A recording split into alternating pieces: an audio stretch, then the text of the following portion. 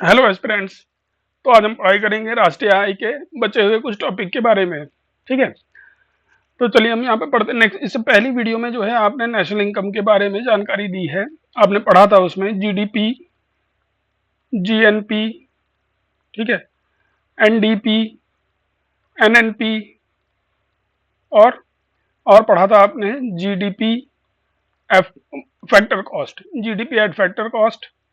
और आपने एक और कंसेप्ट पढ़ा था जीडीपी या जीएनपी एट मार्केट प्राइस।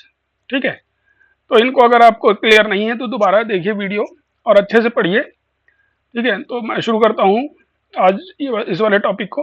तो देखिए, इसमें हमने ये पढ़ना है कि राष्ट्रीय आय के आकलन की विधियां क्या क्या हैं और भारत से संबंधित कुछ महत्वपूर्ण तथ्य जो क्वेश्चन पेपर में जो है पूछे जाते हैं आपसे। ठीक है, तो देखिए राष्ट्रीय आय के आकलन की विधियां। अब इसमें क्या है, सबसे पहली विधि जो है वो है उत्पादन मूल्य वृद्धि। ठीक है, यानी कि प्रोडक्शन में जो मूल्य वृद्धि हुई है।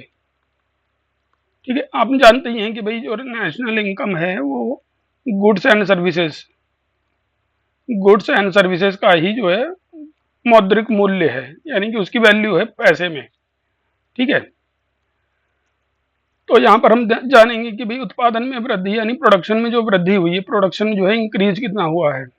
तो इसे ज्ञात करने के लिए या इसे पता करने के लिए हम निकालते हैं जीबीए, ग्रॉस वैल्यू एडिशन। ठीक है, अब हर सेक्टर का जीबीए निकाल लेते हैं हर सेक्टर में कि भाई जैसे ये प्राइमरी सेक्टर है, ये सेकेंडरी सेक्टर यानी कि इंडस्ट्रीज वगैरह का, और ये वाले फिर और जीबीए निकाल लेते हैं सर्विस सेक्टर का। ठीक है, और सबको जब हम जोड़ लेते हैं तो हमें मिल जाता है जीडीपी या जीएनपी, जो भी हमें चाहिए होता है। ठीक है, तो हम उसको निकाल लेते हैं। अगला जो मेथड है वो है आय विधि, यानी कि इनकम। इसमें क्या होता है, इसमें हम ये देखते हैं कि हर क्षेत्र को, यानी प्राइमरी सेक्टर, सेकेंडरी सेक्टर और टर्शरी सेक्टर, यानी एग्रीकल्चर क्षेत्र जो है वो, प्राइमरी का मतलब एग्रीकल्चर क्षेत्र, सेकेंडरी का मतलब है इंडस्ट्रीज वगैरह जो होती हैं, औद्योगिक उत्पादन, और टर्शरी का मतलब होता है सर्विसेज। तो इन तीनों क्षेत्रों को टोटल इनकम कितनी हुई है। ठीक है, आसान ही है, वैसे कोई बहुत मुश्किल नहीं है। इन तीनों क्षेत्रकों की इनकम जो है उसको निकाल लेते हैं और उससे हमें पता चल जाता है कि भाई कितना जो है जीएनपी या जीडीपी जो है वो कितना है इन क्षेत्रों को, मतलब टोटल जो है उसका है इकोनॉमिक्स का। ठीक है, नेक्स्ट जो है वो है, अगर किसी को देखिए जीएनपी और जीडीपी में डिफरेंस नहीं समझ में आ रहा है, सोच रहा है कि भाई जीडीपी या जीएनपी ही क्यों निकाल रहे हैं, तो इससे पहली वीडियो आप देखिए, उसमें इसको अच्छे से एक्सप्लेन किया गया है और क्लियर हो जाएगा आपको। ठीक है, और अगला जो मेथड है वो है व्यय विधि। ठीक है, यानी कि इन एक्सपेंडिचर। अब इसमें हम क्या करते हैं, देखिए खर्चा जो है वो क्या होगा, या तो जैसे कोई भी देश है और उसके नागरिक है या निवासी हैं, वो क्या करेंगे, या तो भाई पैसा है जो उनका वो है इनकम। ठीक है, उसको जो है उसको निकालने के लिए हम कैसे कर सकते हैं, या तो अब इनकम जो है खर्च कहाँ होगी, या तो जो है उपभोग पर खर्च होगी, उपभोग। ठीक है, यानी या तो जो है लोग उस चीज का, उस पैसे का या उस इनकम का इस्तेमाल कर लेंगे, या फिर क्या होगा, उसे कहीं इन्वेस्ट करेंगे। ठीक है, तो इन दोनों चीजों को जोड़कर भैया आपने पैसा खर्च कर दिया कहीं या फिर उसे इन्वेस्ट कर दिया, अब वही दोनों चीजें जोड़ के तो इनकम बताएंगे किसी की भी, या आपकी या किसी देश की। तो यहाँ पर भी यही करते हैं हम। तो इसमें हम जो इस्तेमाल करते हैं, जिन जिन चीजों को कैलकुलेट करते हैं, उसमें हम निकालते हैं सबसे पहले निजी अंतिम उपभोग, यानी कि जो पर्सनल खर्च, पर्सनल जो खर्चा किया है देश की जनता ने एक तरह से। ठीक है, और सरकारी यानी गवर्नमेंट जो खर्चा कर रही है। फिर उसके बाद पूंजी निर्माण, ग्रॉस पूंजी निर्माण इसलिए लिखा है कि इसमें जो है निजी यानी पर्सनल प्लस गवर्नमेंट दोनों ने, यानी कि पर्सनल जो है पूंजी निर्माण जो है, पर्सनल इन्वेस्टमेंट जो है वो ऐसा समझ लीजिए, पर्सनल इन्वेस्टमेंट और गवर्नमेंट का इन्वेस्टमेंट। ठीक है, देखिए ध्यान रखिए पूंजी का जो मतलब होता है, हम इसमें मैं थोड़ा सा ये बता दूं, ये कन्फ्यूजन रहता है। पूंजी बेसिकली हम उसे ही कहते हैं, उस इन्वेस्टमेंट को या उस पैसे को या उस रिसोर्स को जिससे हम पैसा कमाते हैं फ्यूचर में। आपने इंडस्ट्री डाली, फैक्ट्री डाल दी कोई, ये आपका पूंजी निर्माण हो गया। आपने कहीं इन्वेस्ट कर दिया शेयर बाजार में, ये आपका पूंजी निर्माण हो गया। ठीक है, तो ये ये आपका पूंजी निर्माण हो गया। ठीक है, आपने घर बना लिया, ये भी आपका पूंजी निर्माण है। क्यों? क्योंकि आप इससे अपना किराया बचा रहे हैं, भाई कहीं तो रहते ही। तो इसका मतलब ये हुआ कि ये सब जो है पूंजी है, और यही सब पूंजी निर्माण है। आपने जो है खाने पे खर्च कर दिया, पार्टी में आपने खर्च कर दिया, आपने पार्टी पे खर्च कर दिया, ये जो है पूंजी निर्माण में नहीं आता है, क्योंकि इससे आप कोई इन्वेस्टमेंट नहीं कर रहे हो, इससे कोई पैसा नहीं कमा रहे हो। ठीक है, तो चलिए टॉपिक पे आते हैं फिर से। तो यहाँ पर जो है ये आ रहा है कि अगर आपको आय व्यय विधि से अगर आपको वो निकालना है राष्ट्रीय इनकम, राष्ट्रीय आय, तो उसके लिए ये है कि निजी उपभोग, सरकारी उपभोग और पूंजी निर्माण, निजी और सरकारी जोड़ के इसे कहते हैं हम सकल पूंजी निर्माण, ग्रॉस पूंजी निर्माण। और नेट निर्यात, निर्यात में से आयात घटा देते हैं, तो उससे हमारे पास जो है नेट निर्यात आ जाता है। हिंदी में इसे निवल कहते हैं, निवल निर्यात। ठीक है, तो इंग्लिश में भी थोड़ा ध्यान रखिए कि इंग्लिश में पढ़ना भी जरूरी है थोड़ा बहुत। ठीक है, तो इन सबको जोड़ लिया जाता है, इसको जोड़ लेंगे, इसको जोड़ लेंगे, इसको जोड़ लेंगे, तो हमारे पास जो आ जाएगा उसको हम या तो जीडीपी कह सकते हैं या फिर जीएनपी कह सकते हैं, या नेशनल इनकम कह, मतलब साफ साफ शब्दों में, एक शब्द में कहें तो नेशनल इनकम कहेंगे। आगे बढ़ते हैं अब हम। तो ये तीन ही विधियां हैं जिनसे जो है इनकम ज्ञात की जा सकती है किसी देश की। ठीक है, अब यहाँ पर हम बात करते हैं भारत में कौन सी विधि का इस्तेमाल करते हैं। भारत में राष्ट्रीय आय की गणना के लिए इन तीनों विधियों के कॉम्बिनेशन, यानी कि सबका इस्तेमाल करते हैं हम। ठीक है, तो तीनों विधियों का कॉम्बिनेशन हम इस्तेमाल करते हैं। ये एक क्वेश्चन भी बन जाता है, उत्पादन विधि, आय विधि और व्यय विधि का। और ये तरीका है हमारे यहाँ वो निकालने का। जीडीपी इक्वल टू निजी खपत, कुल निवेश, सरकारी खपत और नेट निर्यात। इससे हम जो है जीडीपी निकाल सकते हैं। आगे बढ़ते हैं अब हम। भारत में राष्ट्रीय आय का अनुमान एक क्वेश्चन ये भी बनता है कि भारत में राष्ट्रीय आय का अनुमान सबसे पहले किसने लगाया था। तो दादा भाई नौरोजी ने। इन्होंने एक जो है थ्योरी दी थी, drain drain theory of wealth. ठीक है, तो ये जो है इन्होंने एक वो लिखा था, मतलब एक तरह से कहा जाए कि आर्टिकल था ये इनका एक, जो बहुत पॉपुलर हुआ था।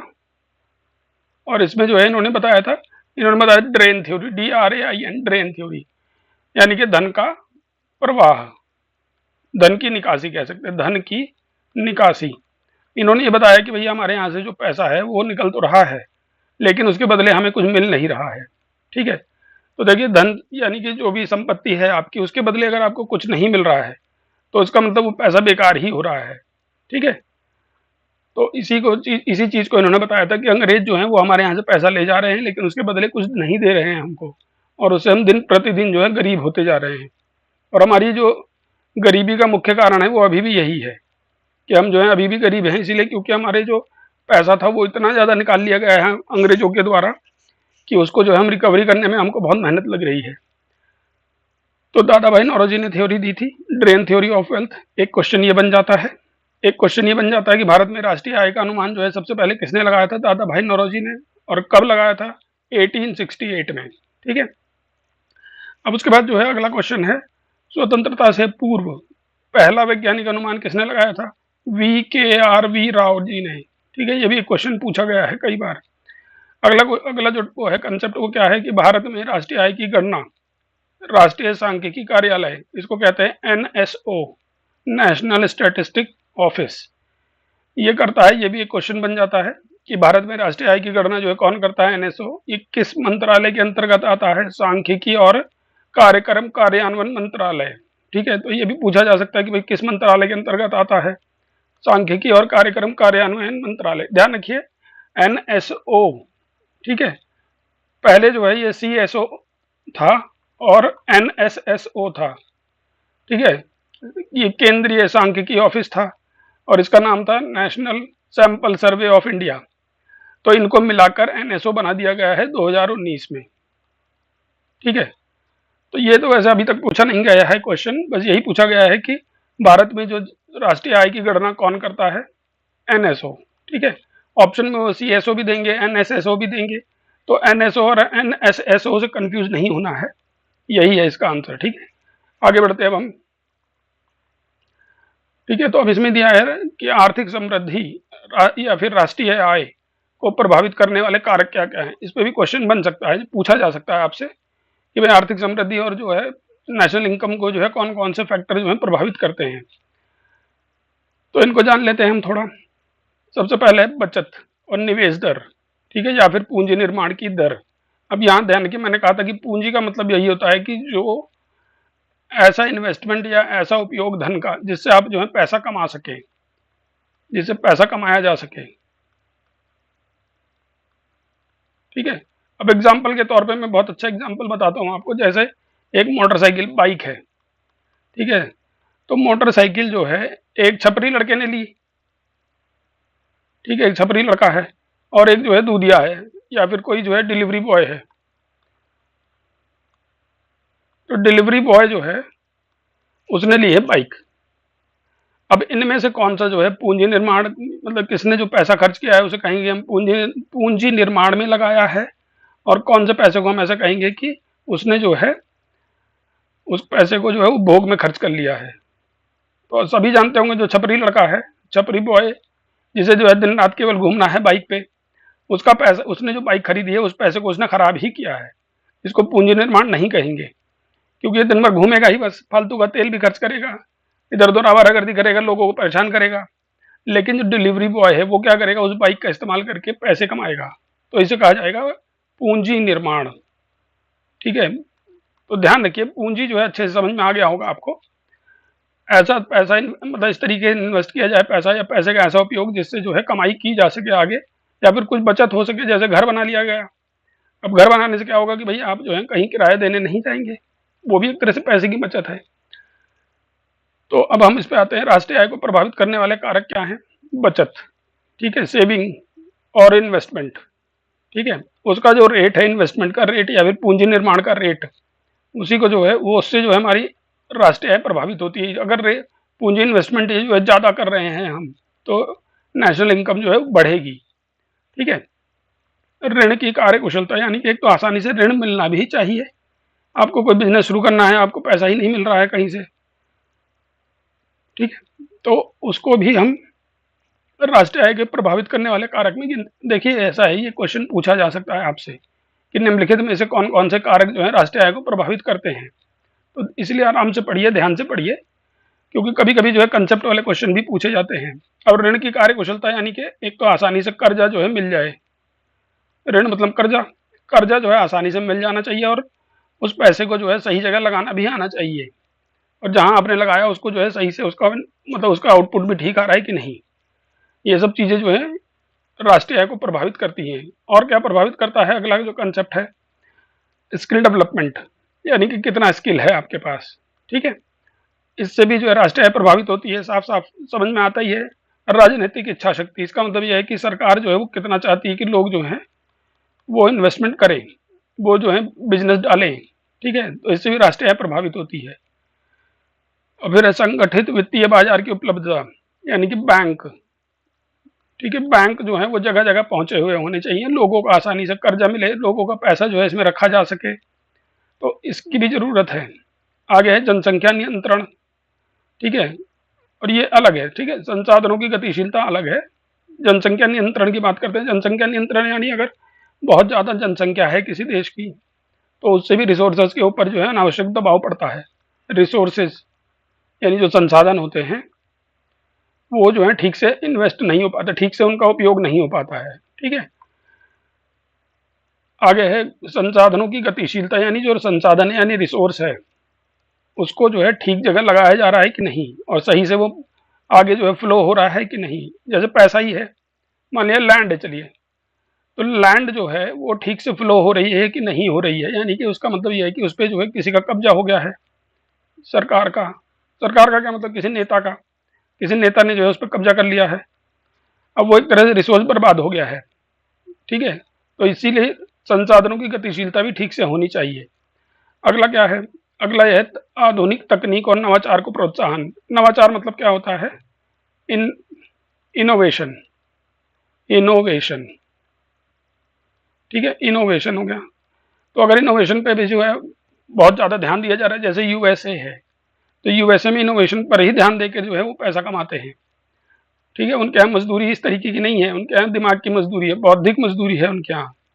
हमारे यहाँ की तरह शारीरिक मजदूरी नहीं है कि बस दिन रात जो है खटो, दिन रात काम करो मजदूरों की तरह और 1,000-500 रुपये जो है आपको सैलरी मिल जाएगी। लेकिन ये वैसे जो है बौद्धिक उस पर काम करता है। ठीक है, उसने जो है जैसे नई नई तकनीकें बनाता रहता है, तो उसको बेच के पैसा कमाता है, उसके बदले ज़्यादा पैसा मिलता है। ठीक है, तो यानी नवाचार को भी प्रोत्साहन मिलना चाहिए, आधुनिक तकनीक भी अपनाई जानी चाहिए उद्योगों के द्वारा। ठीक है, आगे बढ़ते हैं अब हम। संसाधनों का उचित आवंटन और अधिकतम दोहन। ठीक है, तो यानी कि जो रिसोर्सेज हैं, संसाधन मतलब रिसोर्स। अब रिसोर्स में क्या आता है, जमीन है, ठीक है, धन है, ये सब जो है रिसोर्स हैं जिनसे आप जो है कुछ काम कर सकते हो। ठीक है, तो संसाधनों का उचित आवंटन होना चाहिए और अधिकतम दोहन होना चाहिए, यानी कि ठीक तरीके से बंटवारा होना चाहिए। ठीक है, सब में जो है ठीक तरीके से बंटावा होना चाहिए, ये नहीं कि एक ही आदमी के पास जो है सारे रिसोर्सेज चले गए। ठीक है, ये तो भाई अपना मौज ले रहा है, लेकिन बाकी लोग जो है अपना गरीब घूम रहे हैं। ठीक है, तो इसीलिए ध्यान रखिए कि रिसोर्सेज का बंटवारा होना चाहिए, इसके पास भी होने चाहिए, इसके पास भी जाना चाहिए रिसोर्स, इसके पास भी। ये नहीं कि सारा का सारा रिसोर्स इसके पास ही पहुंच जाए। आगे बढ़ते अब हम। उपरोक्त कारकों में बचत दर सर्वाधिक प्रभावी कारक है, क्योंकि बचत के बाद ही निवेश में वृद्धि होगी। ठीक है, तो ध्यान रखिए जितने भी कारक हमने पढ़े इनमें सबसे इंपॉर्टेंट है बचत। तो बचत अगर नहीं होगी, सेविंग अगर नहीं होगी, तो कमाई का सोच ही नहीं सकते आप, जो है उससे जो है इनकम आप राष्ट्रीय आय नेशनल इनकम के बारे में, उसको बढ़ाने के बारे में नहीं सोच सकते हैं। आप अपने खुद के ऊपर ही देखें, अगर अगर आपकी सेविंग नहीं है बिल्कुल, तो आप अपनी इनकम बढ़ाने के बारे में कैसे सोचेंगे। इसका मतलब यह है कि आपके इनकम बढ़ाने के रास्ते कहाँ से मिलेंगे। भाई आप सेविंग करते हैं, अब मान लिया कहीं पे आप जॉब करते हैं, ठीक है, आप जॉब करते हैं, आपको सैलरी मिलती है, उस सैलरी में से आपने सेविंग की, अब उस सेविंग से आपने जो कोई बिजनेस शुरू किया छोटा मोटा या जैसा भी, तो बिजनेस से जो है आपकी इनकम बढ़ेगी ना। और लेकिन अगर आपके पास जो है सेविंग ही नहीं हो रही है, तो आप क्या ही सोचेंगे आगे। तो ठीक है, तो ये जो है राष्ट्रीय आय को प्रभावित करने वाले कारक हैं। ठीक है, तो ये ध्यान के ये क्वेश्चन पूछा जा सकता है आपसे कि भाई राष्ट्रीय आय को प्रभावित करने वाले कारक जो है इनमें से कौन से हैं। आगे बढ़ते हैं अब हम। अब इसका एक रिकैप ले लेते हैं, जो भी आपने पढ़ा है अभी तक पिछले वीडियो में और अभी तक। ठीक है, इसका रिकैप देखते हैं। अब इसमें जो है हम देखते हैं कि राष्ट्रीय आय को यानी नेशनल इनकम को फाइंड करने के लिए, किसी देश की राष्ट्रीय आय ज्ञात करने के लिए हमें क्या क्या चीज लेते हैं, गुड्स यानी फाइनल गुड्स और सर्विसेज। इन्हीं दोनों चीजों को जोड़कर, इन्हीं दोनों चीजों का जो मौद्रिक मूल्य है, यानी कि पैसे में जो इनकी वैल्यू होती है, उसी को जो है हम राष्ट्रीय आय कहते हैं। ठीक है, और फाइनल गुड्स का मतलब यही होता है कि जो अंतिम रूप से उपभोग हो रही हैं, यानी कि जो फाइनली कंज्यूम हो रही हैं, अंतिम रूप से उपभोग। तो इन्हें ही इसी चीज का इस्तेमाल करते हैं। तो ध्यान रखिए कि अगर पूछा जाए क्वेश्चन कि राष्ट्रीय आय में किन किन चीजों को शामिल किया जाता है, तो उसका आंसर हो जाएगा फाइनल गुड्स और सर्विसेज। इनका जो मौद्रिक मूल्य होता है उसे हम कहते हैं नेशनल इनकम। ठीक है, आगे बढ़ते हैं अब हम। ये लास्ट वीडियो में आपने पढ़ा है, तो दोनों मतलब इस चीज का रिवीजन हो रहा है, ये आपका थोड़ी देर का ये काम। चलिए आगे बढ़ते हैं हम थोड़ा सा।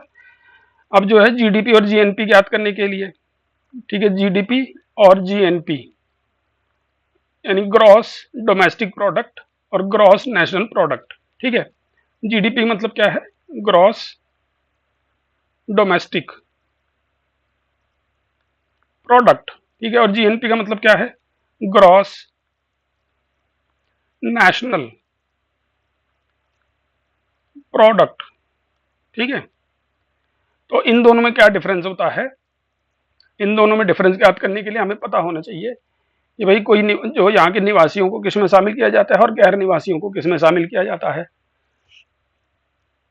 तो देखिए जीडीपी जब हम निकालते हैं तो इसमें निवासी शामिल होते हैं केवल किसी देश की आर्थिक सीमा में जो लोग रहते हैं। जैसे भारत है, तो भारत की जो आर्थिक सीमा में लोग रहते हैं केवल उन्हीं को जो है शामिल किया जाता है। तो उनकी इनकम को हम जीडीपी में कैलकुलेट करते हैं, वो चाहे बाहर के लोग हों। जैसे एक कंपनी है फॉक्सकॉन, चलिए वो छोड़िए, एप्पल है, जैसे एक एप्पल कंपनी है, एप्पल तो अमेरिका की कंपनी है, लेकिन अगर इंडिया में उसका जो है बिजनेस है तो उसको हम जीडीपी में जोड़ेंगे।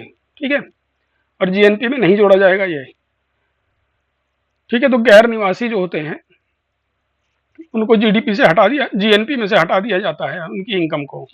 अच्छे देखिए, इसका कंसेप्ट पूरे तरीके से क्लियर अगर करना है आपको तो उससे पहला वीडियो जरूर देखिए, यहाँ पर इसका एक रिवीजन है बस। और नेशनल वाले में क्या किया जाता है, सिटीजन से संबंधित है ये, यानी कि जीएनपी जो है ये सिटीजन से संबंधित है, लोगों से, यानी किसी देश के जो नागरिक हैं, किसी देश के जो सिटीजन हैं, वो जहाँ भी पैसा कमा रहे हैं, जहाँ भी जो है अपना जो है वो प्रोडक्टिविटी कर रहे हैं, प्रोडक्ट्स बना रहे हैं, ठीक है, जहाँ पर भी प्रोडक्ट बना रहे हैं यानी जहाँ पर भी पैसा कमा रहे हैं, उस सबको जोड़ के हम जीएनपी निकालते हैं, ठीक है। तो ध्यान रखिए, आगे बढ़ते हैं हम। ग्रॉस और नेट, अगर ग्रॉस और नेट निकालना है आपको, जैसे दिया अभी उत्तराखंड पीसीएस में पूछा था, लास्ट पेपर जो पेपर हुआ है प्री, उसमें उन्होंने पूछा था कि भाई ग्रॉस और नेट, मतलब कि उसमें नेट पूछा था। तो अगर आपको ग्रॉस को नेट में बदलना है, ठीक है, जैसे जीडीपी है मान लिया, ग्रॉस डोमेस्टिक प्रोडक्ट, इसको अगर आपको एनडीपी में बदलना है, नेट डोमेस्टिक प्रोडक्ट में, तो इसमें से डिप्रिसिएशन हटा दिया जाता है, इसमें से डिप्रिसिएशन माइनस कर दिया जाए, यानी कि NDP is equal to GDP minus depreciation, ठीक है, यानी कि ह्रास, यानी मूल्य ह्रास किसी वस्तु का, किसी मशीन का, ठीक है। आप जैसे प्रोडक्ट बनाएंगे तो भाई उससे की जो है मशीन का मूल्य ह्रास तो होगा, डिप्रिसिएशन तो होगा ही मशीन में। तो यानी नेट निकालने के लिए आप ग्रॉस में से डिप्रिसिएशन हटा दीजिए। सेम यही अगर आपको एनएनपी निकालना है, नेट नेशनल प्रोडक्ट, तो जीएनपी में से जो है आप डिप्रिसिएशन हटा दीजिए, ठीक है, तो उससे जो है आपको मिल जाएगा एनएनपी। अब आगे बढ़ते हैं अब हम।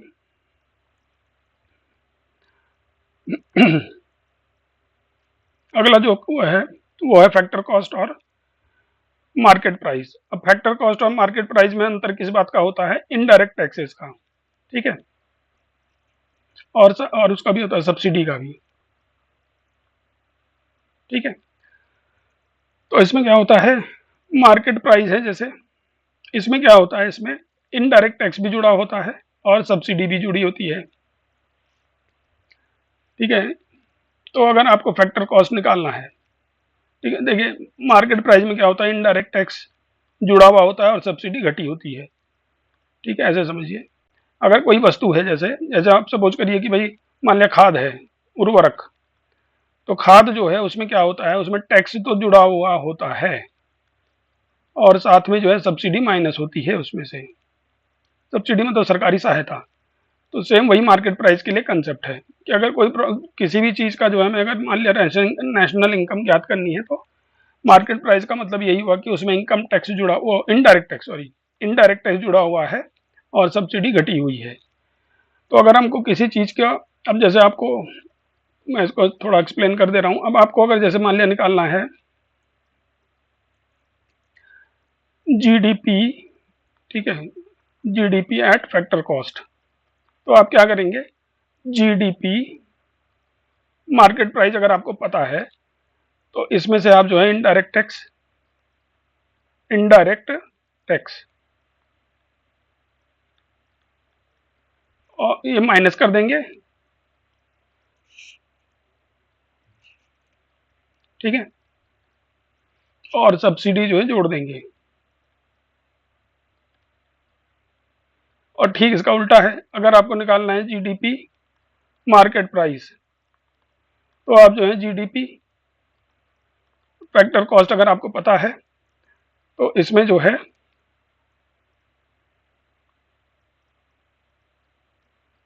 इनडायरेक्ट टैक्स जो है वो जोड़ देंगे, इनडायरेक्ट टैक्स और सब्सिडी माइनस कर देंगे, ठीक है, ऐसा होता है। अगर मार्केट प्राइस निकालना है, GDP at market price find करना है, तो अगर हमें जीडीपी फैक्टर कॉस्ट पता है, देखिए ये बेसिकली ये है कि क्वेश्चन जो है पूछा जा सकता है आपसे, कहते हैं कि भाई जीडीपी एट फैक्टर कॉस्ट क्या होता है, और ये फॉर्मूला दे दे कि GDP at market price minus indirect tax plus subsidy, तो यही ठीक ठीक करना है आपको। चलिए खैर, अब ये जो है चैप्टर पूरा हुआ आपका। अब नेक्स्ट वीडियो में इसके हम क्वेश्चंस करेंगे। तब तक के लिए आप सभी का बहुत बहुत धन्यवाद। लगे रहिए, पढ़ते रहिए, खूब जल्दी सिलेक्शन हो।